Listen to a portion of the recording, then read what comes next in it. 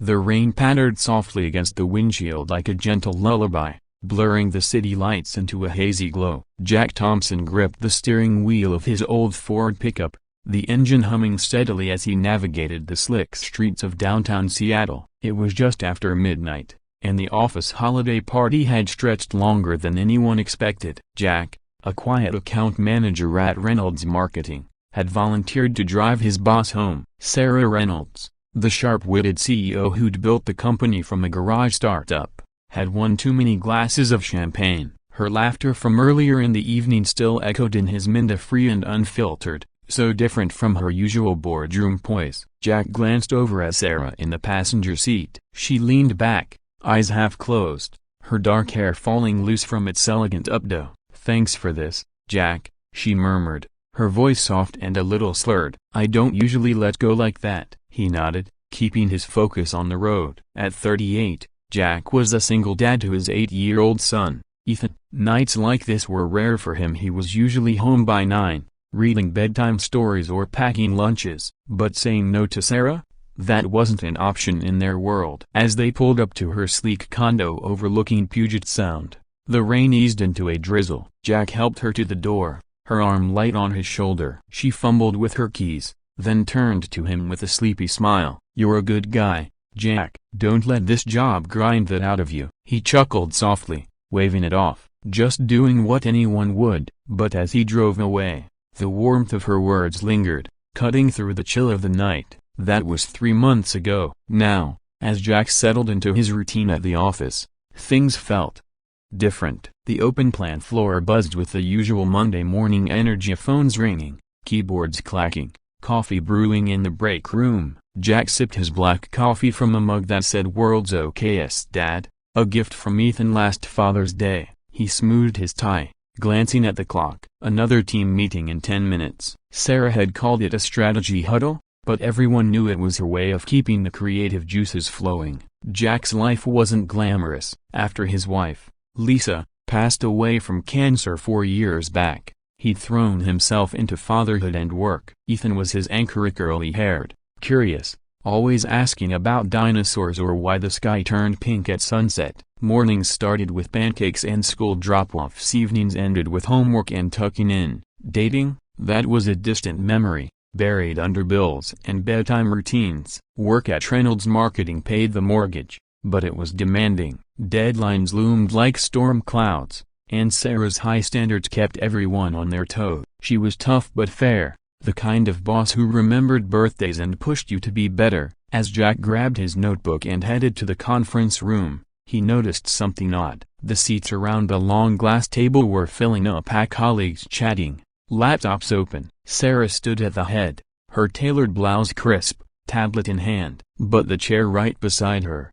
usually empty or grabbed by the sales VP, had a sleek leather planner laid out on it, like a reserved spot. Jack's heart skipped a beat. No way. He shook it off, sliding into a seat across the table instead. The meeting kicked off with Sarah's calm voice filling the room. "All right, team, let's talk Q2 goals. We've got momentum, but we need to lean into the digital pivot." She gestured smoothly, her eyes scanning the group. Then, they landed on Jack. "Jack, pull up that campaign mock-up you shared last week. I want to build on it." He nodded, opening his laptop, feeling a flush creep up his neck. "Why him, specifically?" The discussion flowed, ideas bouncing like ping-pong balls. Budgets, timelines, client pitches. But every few minutes, Sarah's gaze drifted his way, as if seeking his input first. When it wrapped, colleagues filed out, murmuring about lunch plans. Jack lingered, packing his notes. Sarah approached,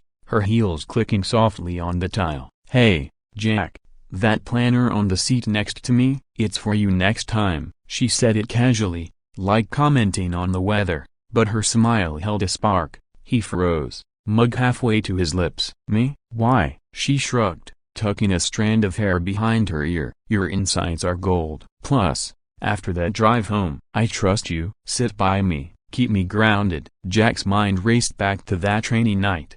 The party had been a whirlwind, of holiday lights twinkling, jazz playing low, everyone loosening ties. Sarah, usually the picture of control, had danced a little, shared stories of her early days scraping by in the ad world. Widowed herself 5 years ago, no kids, she built walls around her heart, or so the office whispers went. Jack had offered the ride without thinking of chivalry, or maybe just exhaustion from the eggnog. But now, this felt like more. The weeks blurred into a new normal. Every meeting, that seat waited for him. The planner became a joke among the team. Jack's throne. Someone teased it but no one pushed it. Sarah's questions sharpened, her feedback personal. Jack, what would Ethan think of this tagline? Kids see through fluff, he'd laugh. Surprised she remembered his son's name from a casual chat. Lunch breaks stretched. She'd join him at the deli across the street, talking not just shop, but life. Her laugh, that same free one from the party,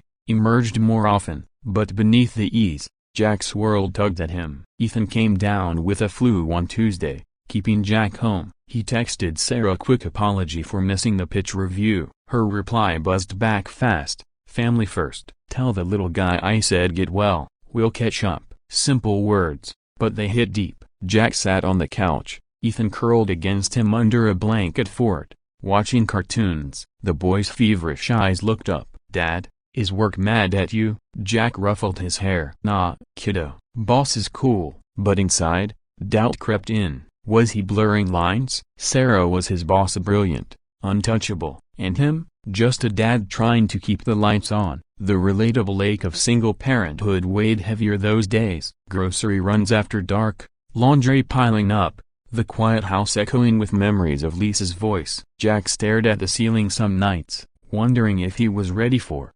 anything. Friends nudged him. She's into you, man, go for it. But vulnerability scared him. What if it crashed his job? What if it hurt Ethan? Tension built like a slow-building storm. One Friday, the office wrapped. A big client tween. A champagne popped in the break room, cheers echoing. Sarah pulled Jack aside amid the chaos. You nailed that presentation. Dinner to celebrate? My treat. Her eyes, warm and direct, held no games. Jack hesitated, heart pounding.